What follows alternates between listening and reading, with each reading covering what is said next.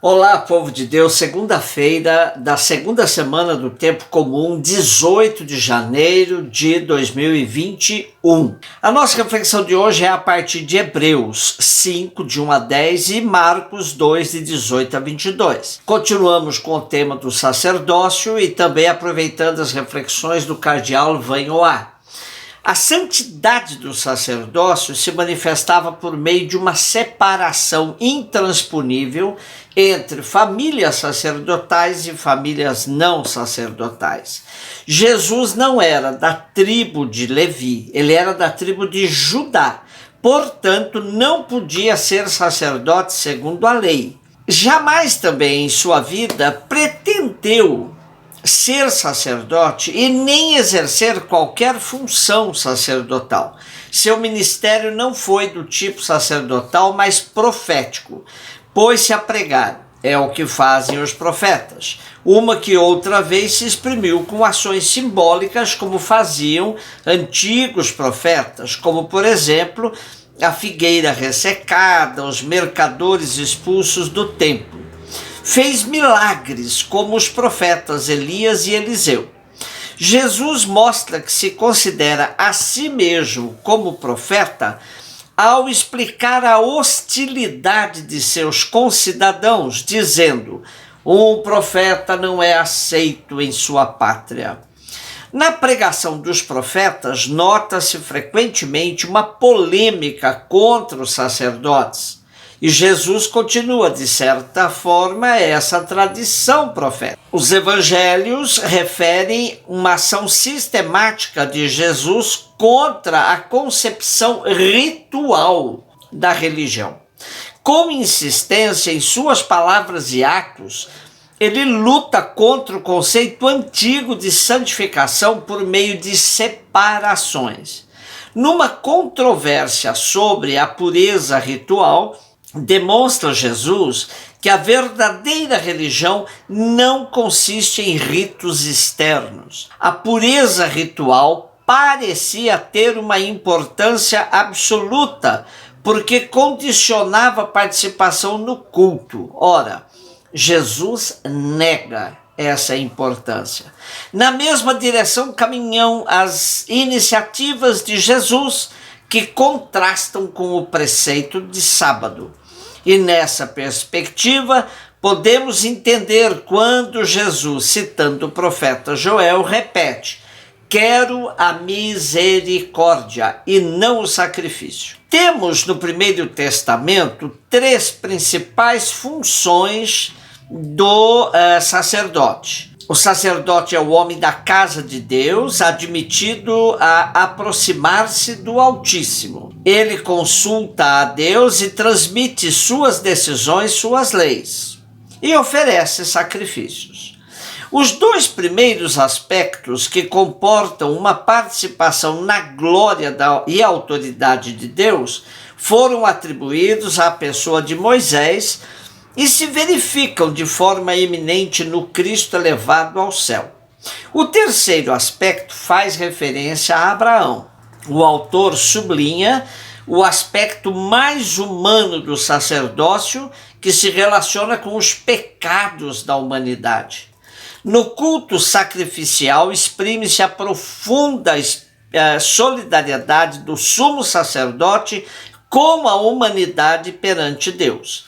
E ninguém pode arrogar-se a si a honra do sacerdócio. Ela é recebida por chamamento de Deus, como sucedeu a Arão. E ainda, no texto de hoje, o tema da obediência de Jesus nos lembra a carta de Paulo aos Filipenses, onde Jesus é elevado na glória por ter se despojado de sua condição divina e assumido a nossa condição humana. Portanto, trata-se de um sacerdócio inteiramente novo e que, por meio da oferta da própria vida, garante à humanidade a salvação eterna. Jesus, com seu testemunho radical de amor, nos conclama uma vida de total fidelidade aos compromissos que nos advêm do nosso sacerdócio comum, recebido em nosso batismo. Marcos 2, 18 a 22. O tema do noivo é recorrente nos evangelhos por meio de narrativas de Jesus, parábolas, alegorias. Sempre se pode entender que o noivo é Jesus, como mostra a evidência do texto de hoje. Jesus, como noivo, sela uma nova aliança com o povo, nova e eterna aliança. A presença do noivo sempre garante a alegria, tornando o jejum, a penitência, para os dias em que o noivo não estará mais presente. E a alegoria do remendo de pano novo em roupa velha e de vinho novo em odres velhos também nos parece evidente que se trata da novidade que é a boa nova do reino, trazida por Jesus frente à velha ordem da lei judaica que não podia suportá-la. Toda a experiência do povo da antiga aliança, relida à luz da novidade da nova aliança, é a proposta de Jesus, que disse que não veio revogar a antiga lei. Porém, Jesus tinha consciência de que a velha ordem não suportaria a nova proposta pelo fato de estar esclerosada na cabeça e nos corações endurecidos dos fiscais da lei. Nada fácil é tal releitura sem escorregar na tentação de misturar tudo e acabar esfumaçando a novidade de Jesus em meio às antigas tradições. Lembro-me sempre de um padre amigo, já idoso, que sempre me questionava com as leituras do Primeiro Testamento nas celebrações eucarísticas. Segundo ele, perdia-se muito tempo tentando explicar as coisas antigas e deixando pouco tempo para a novidade do Evangelho. Já tivemos um herege chamado Marcião, na história da igreja, que tinha mais ou menos o mesmo pensamento.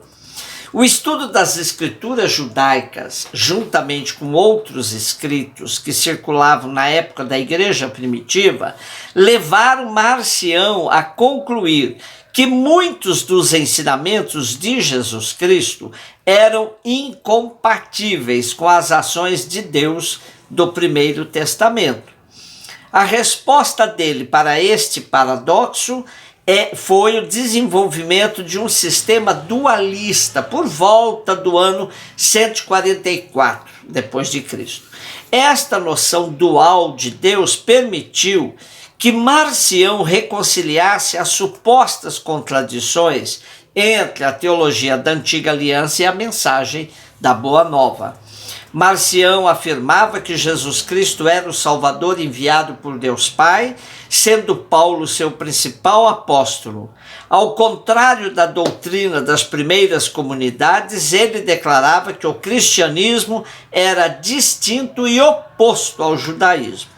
Marcião não afirmou que a Bíblia e as escrituras judaicas eram falsas, mas acreditava e argumentava que ela deveria ser lida de maneira absolutamente literal, provando assim que Javé não era o mesmo Deus a quem Jesus se referia. Foi excomungado, porém, se verificarmos bem de perto o ensinamento de Tertuliano, essa teoria que o Deus do Primeiro Testamento não coincide com o Deus revelado por Jesus, aparece também por aí. Talvez Marcião tenha percebido que o vinho que era Jesus e a boa nova do reino, de fato não coubessem nos odres do Primeiro Testamento. Ou, se insistíssemos em fazê-lo, só seria mesmo boa nova na medida que arrebentasse a velha ordem. Como diz o teólogo Pagola, a conversão a Jesus não é um remendo. E por isso muitos deixaram de segui-lo, apegados que estavam à antiga lei. De uma certa forma, a maneira que anunciamos o Evangelho não tem provocado muitas conversões. Muitas vezes se dá um jeitinho aqui e acolá e fazemos com que o Evangelho caiba nas nossas velhas estruturas. Logicamente, retirando dele o seu fermento transformador. A conversão que Jesus apresenta, segundo o grande teólogo Johann Baptista Metz, citado por Pagola, é como que uma sacudida para o homem. Penetra profundamente em sua orientação de vida e em seu mundo estabelecido de desejos e necessidades.